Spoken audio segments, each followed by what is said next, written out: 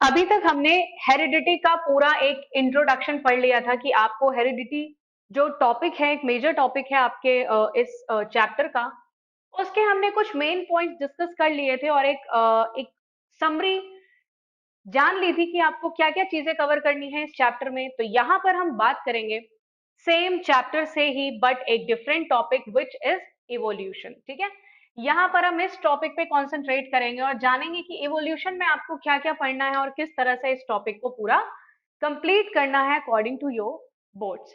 ठीक, ये उन बच्चों के लिए नहीं है जो इस साल बोर्ड्स में अपियर हो रहे हैं, ये नेक्स्ट क्लास के लिए है, यानी नेक्स्ट ईयर जो बच्चे अपीयर होंगे बोर्ड्स में उनके लिए है ये, क्योंकि ये टॉपिक जो है वो कट कर दिया गया है आपके सिलेबस से ड्यू टू कोविड। ठीक है, इवोल्यूशन सबसे पहले हम समझते हैं कि इवोल्यूशन है क्या।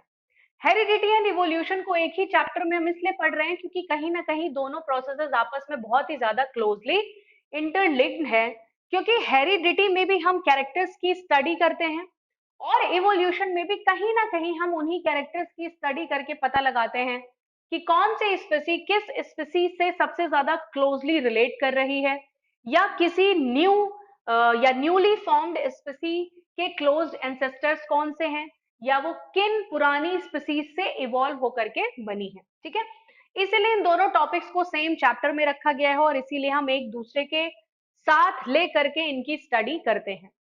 इवोल्यूशन, अब सबसे पहला टॉपिक आता है इसमें इवोल्यूशन एंड क्लासिफिकेशन।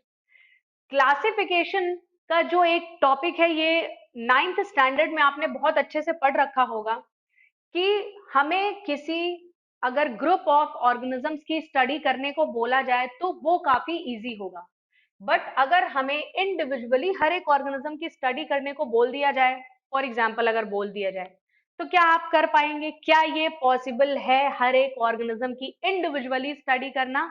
जी नहीं, बिल्कुल पॉसिबल नहीं है, क्योंकि there are millions species of flora and fauna, जिसमें से कि कुछ ही अभी पता चल पाई हैं, बहुत सी ऐसी स्पीसीज है जिनके बारे में अभी कोई भी नहीं जानता। तो ये प्रोसेस कंप्लीटली इम्पॉसिबल हो जाएगा। बट ये प्रोसेस पॉसिबल कब है? जब हम किन्हीं ग्रुप ऑफ ऑर्गेनिजम्स को एक पर्टिकुलर ग्रुप में अरेंज कर दें। ठीक है, पर्टिकुलर ग्रुप में अरेंज करने का मतलब है जो स्टूडेंट्स, फॉर एग्जाम्पल अगर हम एक स्कूल का बात करें स्कूल की, तो वहां पर सेम अप्रोक्सीमेटली सेम एज के बच्चों को या सेम क्लास के बच्चों को एक ही क्लास में बिठाया जाता है। जब हम क्लास 10th का नाम लेंगे, यानी स्कूल में अगर अनाउंस किया जाएगा कि प्लीज क्लास 10th के बच्चे यहाँ पर आ जाएं, असेंबली में आ जाएं, तो क्लास 10th के बच्चे ही आएंगे, वहां पर क्लास 11th के बच्चे बिल्कुल भी नहीं आएंगे। क्यों? आपने एक ग्रुप ऑफ स्टूडेंट्स डिसाइड कर दिया है कि अगर क्लास 10th का आप नाम लेते हैं तो सिर्फ वही ग्रुप ऑफ स्टूडेंट्स आएंगे। ठीक है, कुछ वैसा ही होता है क्लासिफिकेशन के साथ, जब आप किन्हीं ग्रुप ऑफ ऑर्गेनिजम्स को किसी एक ग्रुप में रख देते हैं। अब क्या कैरेक्टरिस्टिक्स होंगी कि आप कुछ ऑर्गेनिजम्स को एक ग्रुप में रख सकते हैं और दूसरे ग्रुप में नहीं रख सकते? ये डिसाइड होता है उनके कुछ फंक्शंस, उनके कुछ कैरेक्टर्स के बेसिस पर। बहुत सारे बेसिस ऑफ क्लासिफिकेशंस हो सकते हैं, इसके बारे में हम आगे डिटेल में बात करेंगे। ठीक है, तो यहाँ पर क्लासिफिकेशन और इवोल्यूशन एक दूसरे से आपस में इंटरलिंक्ड इसलिए हैं क्योंकि इवोल्यूशन की जब हम बात करते हैं वहां भी एक कलेक्टिव ग्रुप ऑफ ऑर्गेनिजम्स की एक साथ बात करते हैं, यानी जब हमें कुछ कैरेक्टर्स एक ग्रुप ऑफ ऑर्गेनिजम्स में देखने को मिल जाते हैं तब हम ये बोलने लग जाते हैं कि ये पर्टिकुलर स्पीसी इवॉल्व हो गई है या इवोल्यूट हो गई है। ठीक है, अब बात करते हैं अबाउट स्पेशिएशन। स्पेसिएशन एक टर्म है जो आपको इस टॉपिक में कई बार काउंटर करना पड़ेगा। स्पेसिएशन का मतलब है किसी एक पर्टिकुलर जगह के ऑर्गेनिजम्स आपस में इंटरब्रीडिंग करके एक फर्टाइल न्यू वन का प्रोडक्शन करें या रिप्रोडक्शन करें। ठीक है, सो दिस इज स्पेसिएशन और इसके बारे में हम आगे चैप्टर में डिटेल में कंटिन्यू करेंगे। Now the evidences of organic evolution. यहाँ पर हम जो भी इवोल्यूशन की बात कर रहे हैं एक्चुअली में वो ऑर्गेनिक इवोल्यूशन ही है, आप सभी जानते हैं, because here we are talking about living organisms और लिविंग बीइंग्स। ठीक है, तो जो भी एविडेंसेस हैं ऑर्गेनिक इवोल्यूशन के वो तो हमें पता होना चाहिए। अगर हमारे पास कोई एविडेंसेस नहीं होंगे तो हम कैसे बोल सकते हैं कि ह्यूमन बींग्स जो हैं वो एप से इवॉल्व हुए हैं? कुछ एविडेंसेस हैं तभी हम ये बात बोल सकते हैं। इसी तरीके से एविडेंसेस जो हैं वो बहुत मेजर रोल प्ले करते हैं इवोल्यूशन को समझने में। ठीक है, अगर एविडेंसेस नहीं होंगे तो आप किन्हीं दो स्पीसीज के बीच का रिलेशन कभी भी पता नहीं कर पाएंगे। ठीक, now how do fossils form layer by layer? Fossils कभी भी अचानक से नहीं बनते हैं। फॉसिल्स को बनने में अबाउट 1000 of years और मोर देन 1000 of years लग जाते हैं और इनका फॉर्मेशन होता है layer by layer.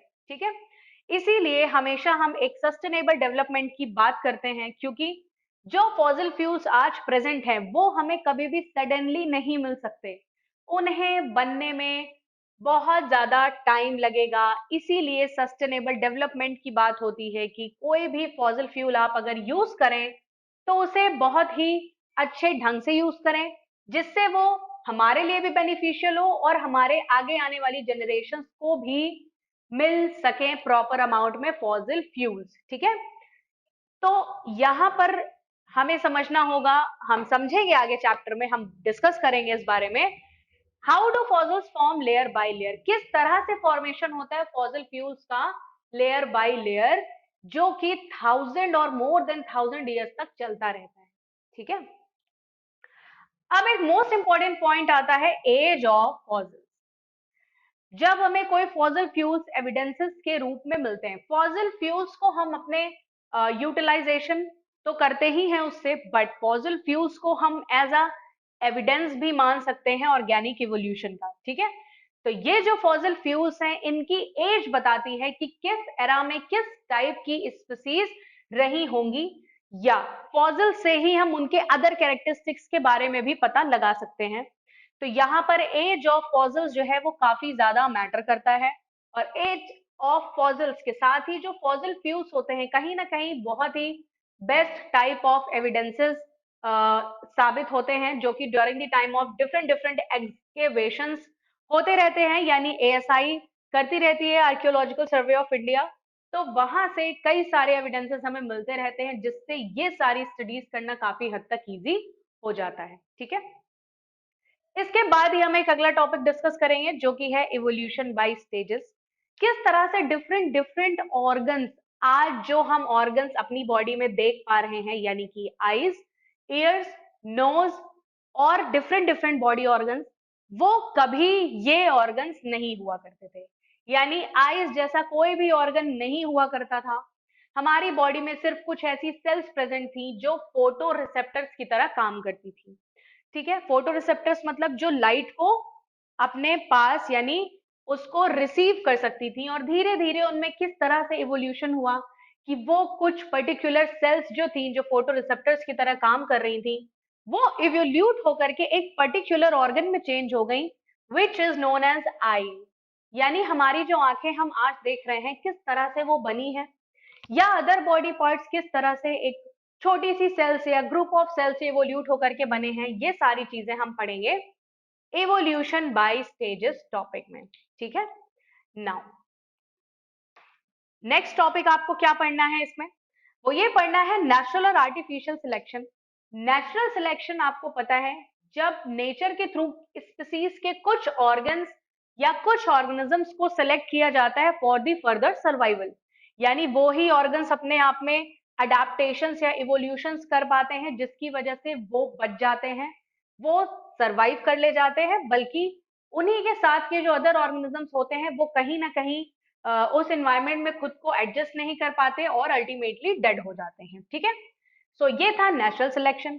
Artificial selection में जब मैन किसी स्पीसी में कुछ ऑर्गेनिजम्स में कुछ स्पेशल कैरेक्टरिस्टिक्स डालता है उसके अंदर, जिससे उसका सर्वाइवल बेटर हो सके, तो इस प्रोसेस को हम नाम देते हैं आर्टिफिशियल सिलेक्शन। आर्टिफिशियल सिलेक्शन इसलिए बोला है क्योंकि यहाँ पर नेचुरली कोई भी प्रोसेस नहीं हो रही, यहाँ पर मैन क्या या ह्यूमन बींग्स का इन्वॉल्वमेंट हो रहा है। ठीक है, now what is molecular phylogeny, ये बहुत ही इंपॉर्टेंट है, इसे हम सबसे लास्ट टॉपिक भी मान सकते हैं इवोल्यूशन का, जिसे हम आगे बहुत अच्छे से डिस्कस करेंगे, बट इसके बारे में थोड़ा सा मैं आपको ब्रीफ में बता दे रही हूँ।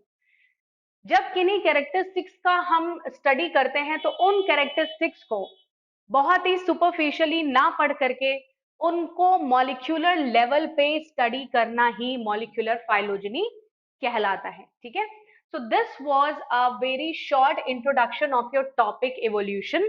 इन further videos we will discuss it in a very deep manner, तो आपको बहुत अच्छे से समझ में आएगा और बहुत मजा भी आएगा, काफी इंटरेस्टिंग टॉपिक है ये। तो अब इसके बाद हम इसे अगले वीडियोस में कंटिन्यू करेंगे।